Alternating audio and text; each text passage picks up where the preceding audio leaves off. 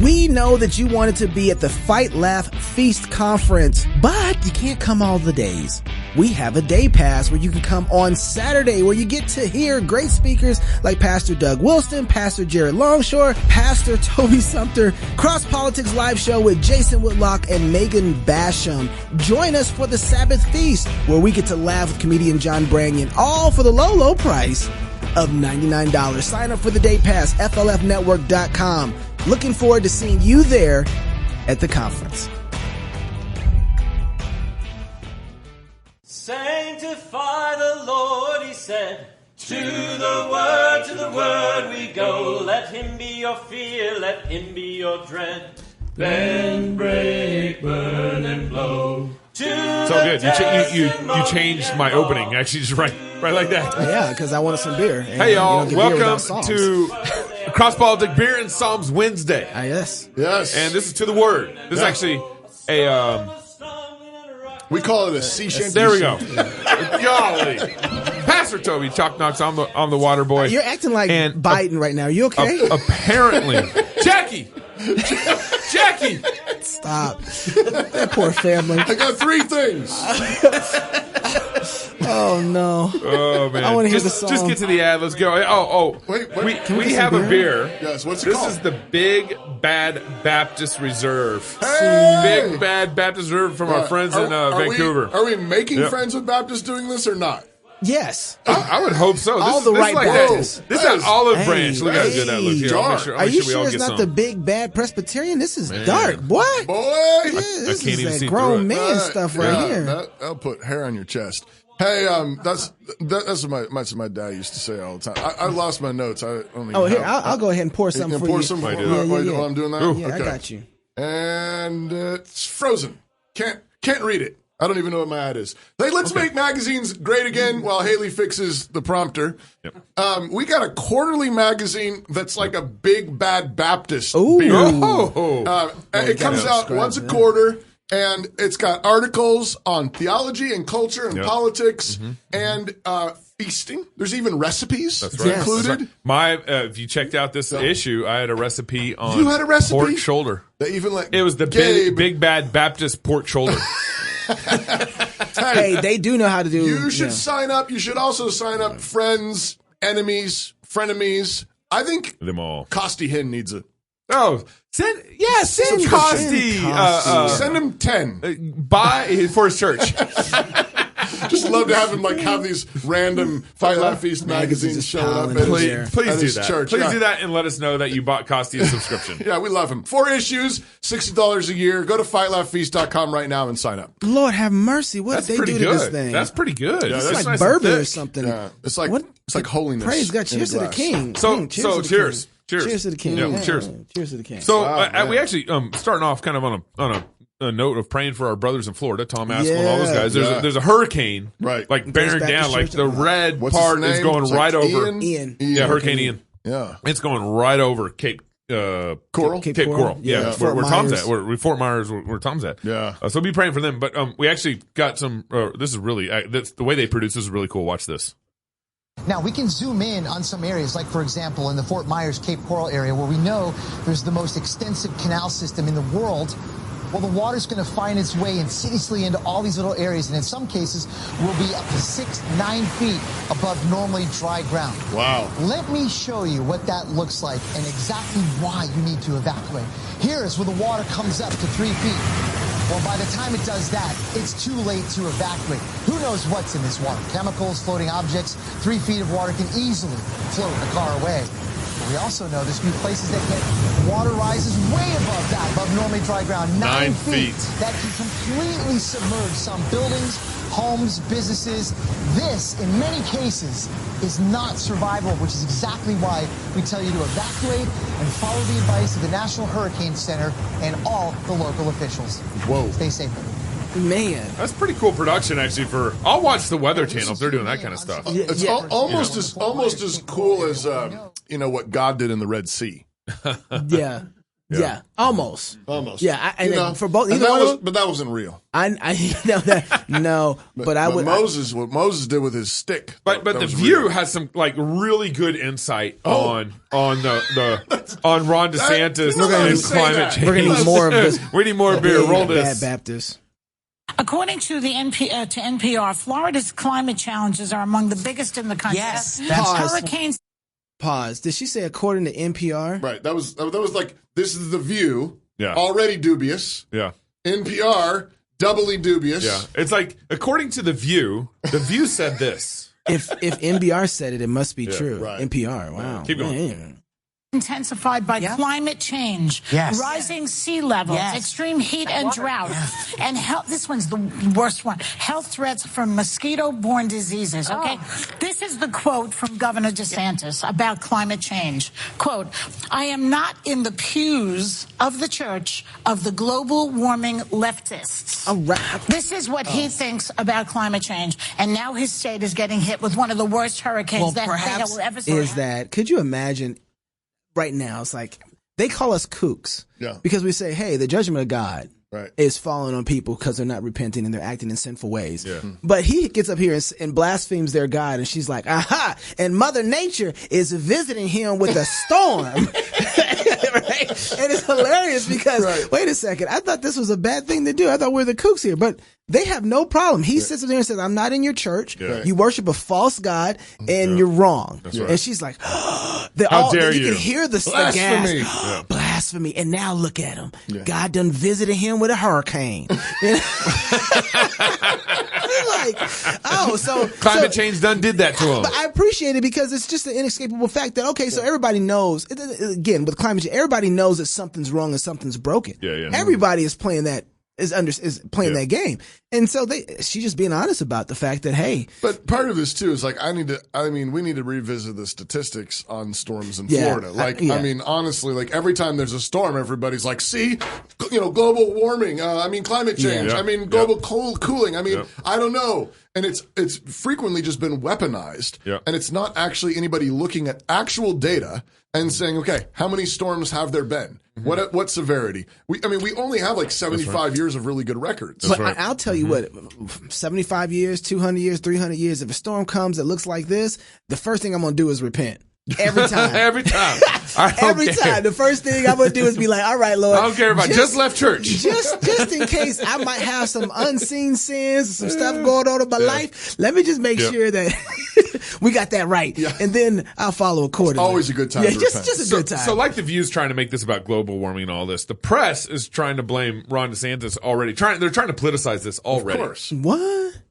FEMA Administrator Chris Wells said today that she acknowledged concerns that Florida, as was said, lacks response to the storm so far. And whoa. Give me a break. That is nonsense. Stop politicizing, okay? Stop it. We declared a state of emergency when this thing wasn't even formed. We've had people in here. You've had counties doing, they've done a lot of hard work. And honestly, you're trying to attack me, I get, but like you're attacking these other people who've worked very hard. And so that's just totally false. I don't think we've ever, certainly since I've been governor, declared a state of emergency this early. We made sure that we were very inclusive with it. We said that there was a lot of uncertainty, and we've worked to make sure the preparations that have been done and all this stuff, you talk to the people at the counties when they've needed something, stuff gets there very quickly because of what Kevin and his team have done. First of all, Ron DeSantis. So the press is trying to ask him a question like, "Hey, you aren't responding well already. You're not prepared for this story." And Ron's like, "Basically, I'm not FEMA, so I am responding well." Yeah. Bars. What's up? Facts. But what's funny is I think whenever I watch Ron DeSantis' press conferences, I always think the person asking the question's actually on his team.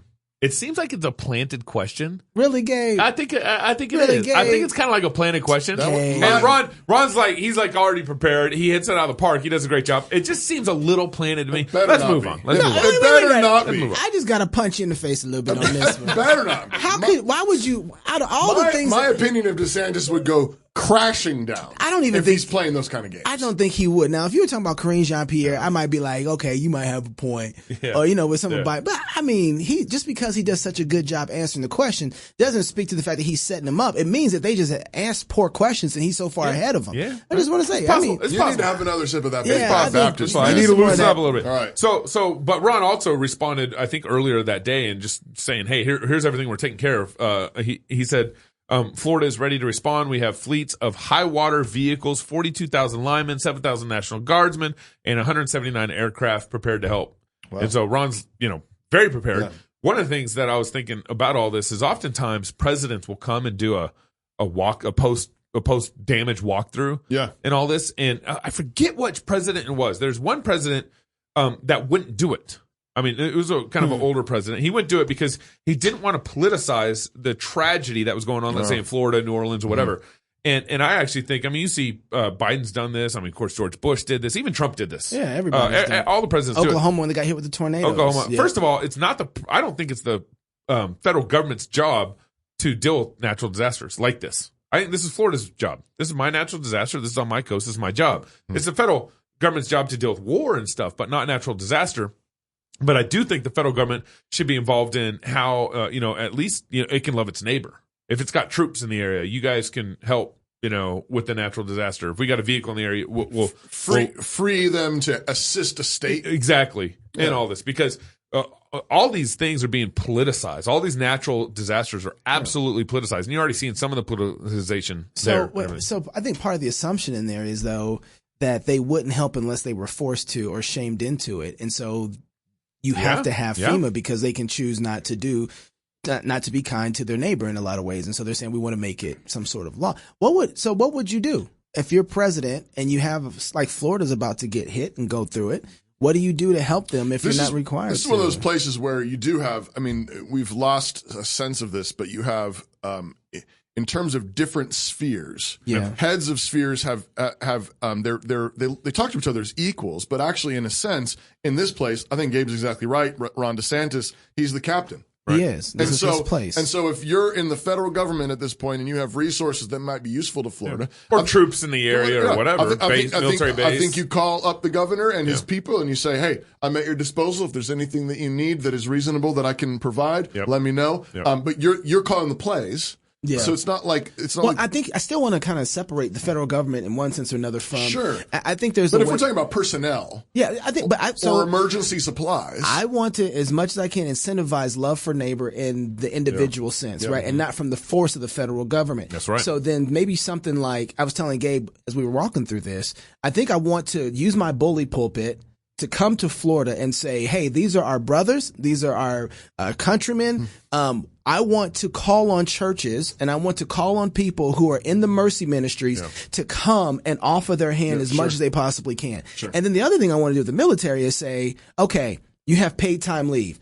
We are willing to continue. We don't have an emergency right now in our neck, right? We're good. You have paid time leave. And if you need equipment to use so, go through the process and the personnel to sign out the equipment, to use that equipment as your own personal individual to help out those people in Florida. And if those people are encouraged to do so and they do it, I want that kind of, I want to incentivize it. And then I want to incentivize it. And then I want the individual to make the decision to go and support and help as much as I can. With as much personal responsibility as possible. Exactly. And I'm just saying, all my hillbilly rednecks, they're ready. They're ready to help right now. They got their 4-wheel drive. They got their boats. They're ready. It's like Hurricane Katrina. A lot of that was going on. A lot of times you get, those guys will come down from Georgia. They'll come down from Louisiana. They'll come over from Mississippi, from Texas, even. Yep. Promised land. They'll bring their hoverboats from Texas. And they'll be stepping in. They'll be stepping in. There's a lot of good old boys that come over. Yeah, but the problem is Biden.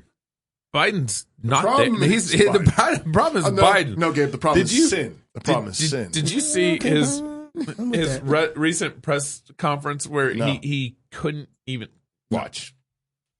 And I want to thank all of you here for including bipartisan elected officials like Representative Governor, Senator Braun, Senator Booker, Representative Jackie. Are you here? Where's Jackie? I didn't think she was going to be here to help make this a reality. Jackie passed away last month. Oh, yeah, she couldn't be here in August. And who's Jackie? She is a representative out of Indiana. She is a Republican who was working. Did she die in the car accident? Yeah, that's right. She died in the car accident. Yep. But you know what? She couldn't be there. She's. But KJP actually, I think, had a reasonable explanation. Oh, okay. Actually, not really. Final one. What happened in the hunger event today? The president appeared to look around the room for an audience member, a member of Congress who passed away last month. He seemed to indicate she might be in the room. What happened there? So the president was, as you all know, you guys were watching today's event, a very important event on food insecurity. The president was naming the congressional champions on this issue. He was was acknowledging her incredible work. He had already planned to welcome the Congresswoman's family to the White House on Friday. There will be a bill signing in her honor this coming Friday. So, of course, she was on his mind. She was top of mind for the president. He very much looks forward to discussing her remarkable legacy of public service with them when he sees her family this coming Friday. It's pretty good. I like the tap dancing. That was really good. That is a great stinger. But I think the White House press is actually starting to wake up a little bit. Okay. Because they followed up and asked her again. This question of the Congresswoman, and I think we all totally get why she's top of mind. You've made that case pretty effectively. But I think the confusing part is why, if she and the family is top of mind, does the president think that she's living and in the room? I don't find that confusing. I mean, I think many people can speak to sometimes when you have someone top of mind, they are top of mind, exactly that. And it is also, if you put it into the context, it's not like it happened outside of context, right? It happened at an event where we were calling out the champions, congressional champions in particular, of this issue, this important issue when it comes to food insecurity, something that this administration has led on from the beginning of this administration, not just across the country, but also globally. You heard him talk about food insecurity last week at the UN. Keeps going. The investments that we have put forward as the United States of America and helping deal with that. Look, he was at an event you all saw, you all watched, which is why you're asking the question, right? Where he was calling out again congressional leaders, a bipartisan leadership that we have seen on this particular issue. And man, she's good. Again, no, she's drowning. Hold on, hit pause real quick. I just guys remember we talked about this a long time ago. It's not answering the question, but man, she's just going. She's got the tap dance. She's going. She's been doing it long enough. And it's all the sleight of hand. It's like, look at my hand over here. Don't watch what I'm doing over here.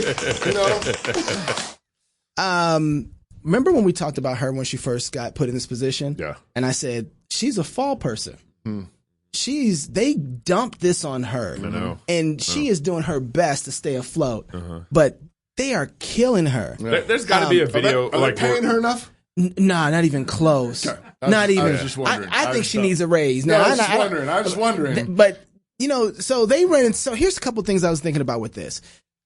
She needs like hazard BS pay, It's gotten serious now, though, because whenever the media, who is not necessarily the ones that are your enemies, are starting to say, that looks really bad, right, that he's calling for a dead lady who he is going to see her family this weekend, right, and he's assuming she's alive and in the room right now. And he's going to see them in order to thank them and remember that, he's seeing them because she's dead. Right. Right. And he's wanting to know if she's in the room or not. Yeah. And he's probably going to have to be reminded about who when he walks, when he walks into the room, you're about to meet, this is Jackie's family. Right. Remember, Jackie's dead. Okay. So I think conservatives need to do something right now. They have a great opportunity not to be jerks. They need to say, hey, listen, we're not going to try and pull a political play on you. We're not going to try and be weird. You got to tell us the truth. What's really going on? Because this is somebody who has the codes to hit the button. And if he's having a bad day, the nuclear code, and you don't have your handler around him. The Democrats did this to Trump. Right. But he's crazy. He's got nuclear codes. Right. Well, that's right. They said he was mentally unstable, and somebody with that type of attitude should not be in charge of codes. Well, what about a person who thinks a dead person is alive? Right. And thinks that they're in the room with them. Okay. Now listen, this is not about Republican. This is not about Democrat. This is not about midterms. Yeah. This is about us being honest. And I think that this is a great opportunity if we can be normal, and they can be sane and say, listen, we don't care. You can still pick. We're not going to act crazy with you. Just don't put us in this kind of predicament position. No one wants to be in the car with him behind the wheel. Man. You can get Kamala. Man. You can get, I don't care. You can get whoever you want for the next 2 years, but at least just tell us the truth, because it's dangerous, right? It's gotten to the point it's dangerous right now. Right. There's a process in the Constitution. Yeah, that 25th, huh? Yeah, you know about that amendment. But I wasn't going to bring it up. Okay, I wasn't going to bring it up, in case we had to. But it includes mental health. Right, it does. Yeah. That's actually what it's for. He can't do his. Yeah, it was done because was it Woodrow Wilson? Was that who it was? I can't remember which president. His wife was basically running the country. Yeah. And so they needed to put some things in place. But you have to actually have his whole cabinet sign on. Basically, it's like vice president and cabinet need to sign on and bring a petition. I think it's to the Senate. I think this is a nail in the coffin. I think you think it's that big of a deal? He will. Wow. If he runs now, it's pure arrogance. If he runs for president now, at this point, everybody for re-election. You mean for re-election? Nail in the coffin for re-election. Yeah, not nail in the coffin for being removed from office. No, I don't think they have to make this next 2 years. They have to float it out because if. This is Weekend at Bernie's, right? Yeah, that's what it is. That's exactly what it is. But I think that I want to be conscious and let them know everybody's expecting a political play. I don't want to give a political play. I just want the truth. I just want you to tell me the truth right now. Yeah. Do you think it would be, if you're a Democrat, do you actually seriously think, actually maybe we should get Kamala in here? They wouldn't do Kamala. I guess as VP. I think you're about to hit it. Go ahead. So if it's a VP swapping out for a president because the president needs to step down, Kamala obviously is going to be that person. But in terms of running for president, Democrats aren't going for Kami. No, but he's saying. My question is does Kamala, is that a better setup? If you got to go 2 more years with dementia, Joe. Dementia Joe. No. Does that make people more likely to say whatever the Republicans got, we'll take it? Or does Kamala kind of bring the temperature down a little bit and say, she's a little awkward too, but she's at least not old and crazy? Kamala is hated by so many that they would rather have a Republican take the spot if they could. So you think you don't think it matters? So they have Joe. They better jump past Kamala and say, she has some videos where she wasn't speaking very clearly either. So Nancy, come on up here. You're the next contestant on The Price is Right. But Nancy, though. All right. Yeah. Home. It's where you build your legacy, where traditions are started, seeds are planted, meals are shared, and stories are told. Home is where you prepare to go out into the world. Finding the home that's perfect for your family is a big job. Story Real Estate is Moscow, Idaho's top real estate team. They give people real estate advice all over the country, family homes, investments, land, new construction, or commercial. They know real estate. If you've thought about a move to Moscow, Idaho, or anywhere in the country, actually reach out and get connected with a Story Real Estate agent. Wherever you're going, they can help guide you home. Visit storyrealestate.com. The Psalm of the day Beer and Psalms. Cheers. is actually Isaiah 8. That's not a... What? But we can sing Isaiah 8. No. Yeah, listen. That's what we're doing. That's Aaron Snell right there singing it. Sanctify the Lord of hosts himself, and let him be your fear. Let him be your dread. And he shall be for a sanctuary, but for a stone and stumbling, for a rock of offense to the houses of Israel. For a gin, that's like a trap. For a snare or to drink to the inhabitants of Jerusalem, which is also a trap. And many among them shall stumble and fall and be broken and be snared and be taken. Bind up the testimony, seal the law among my disciples, and I will wait upon the Lord that hideth his face from the house of Jacob. I will look for him.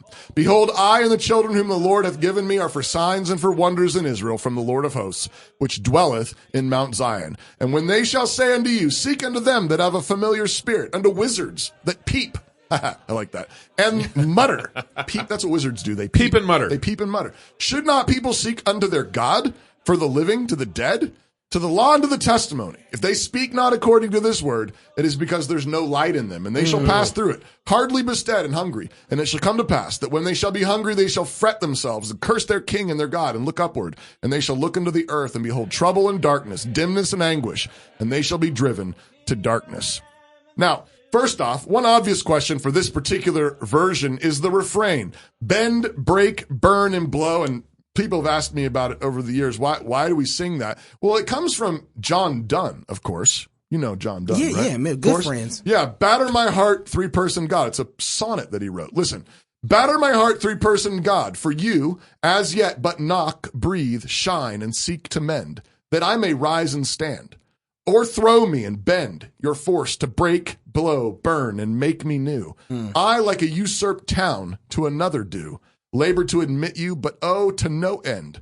Reason your viceroy in me should defend, but is captive and proves weak or untrue. Yet dearly I love you and would be loved fain, but I am betrothed unto your enemy. Divorce me, untie or break that knot again. Take me to you, imprison me. For I, except you enthrall me, never shall be free, nor ever chaste, except you ravish me. What the sea shanty does is apply that language of bend, break, burn, and blow to the work that God does specifically through his word and through his testimony. His word is fire. His word is a hammer. His word breaks our hard hearts and bends them back into the shape they were meant to be. His fire word burns and blows out all our impurities until we shine with his image. And right before this passage, just 2 verses before, it actually says, do not say a conspiracy or confederacy to all who say conspiracy. Do not fear what they fear. Do not be afraid.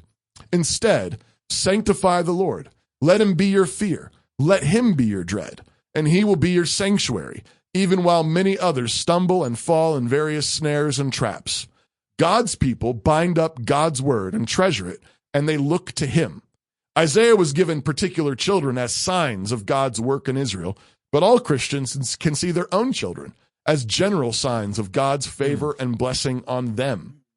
And when people come urging you to listen to the wizards that mutter and chirp or peep, the wizards of economic catastrophe, the wizards of political turmoil, the wizards of environmental catastrophe, the wizards of fear and panic, let your answer be to the word, to the law, to the testimony. Right. If they do not speak according to this word, it is because there is no light in them. They will go hungry and only find trouble. Sanctify the Lord. Let him be your fear. Let him be your dread, and he will be your sanctuary. But those who wait on the Lord will find light. That's right. So this is a charge to be people of the word. Ask God to take his word and drive it into your heart. Ask him to wield the word upon you, to bend, break, burn, and blow until you and your family shine with his glory. Amen. That was good, Toby. Cheers to the King. Yes. Cheers. We serve a good God. Amen. And thanks to you, Big Bad Baptists. Yes, Max. Thank you, brother. Appreciate you. Oh, yeah. Max this is gave us awesome. that beer. Fight Laugh Feast Conference. Hey, that's where we're going. October 6th through 8th. We'll be singing the song. Is this in the one? Oh, yeah. Okay, I just want to make sure. Yeah. If you're single, get married. If you're married, have you some kids. If you have kids, go baptize them. Until tomorrow, love God with all your heart, soul, mind, and strength. Love your neighbor as yourself. Go fight, laugh, and feast. This is Cross Politic. Many among them will stumble and fall. To the word we go. Bind up the word behind the great wall. Bend, break, burn, and blow. It is the duty of the free man to resist tyranny at every turn. Every man will either watch his freedom stripped away or take action to protect what he loves. Introducing the A3, the newest revolutionary body armor from Armored Republic. The A3 is the new standard for lightweight multi-hit body armor. A3 plates are incredibly light at 4.6 pounds. The patented design captures fragmentation while remaining multi-hit capable. The A3 will stop up to M80 ball, yet comes in at only 0.7 inches thick. The A3 is the thinnest NIJ .06 compliant or certified composite standalone plate that includes the drop test. The A3 is the first of its kind, patent pending, that combines an alloy strike face with polyethylene backing, revolutionizing body armor technology by providing strength and durability while remaining sleek and maneuverable. The A3 is the new standard in lightweight body armor. The fight against tyranny just got stronger.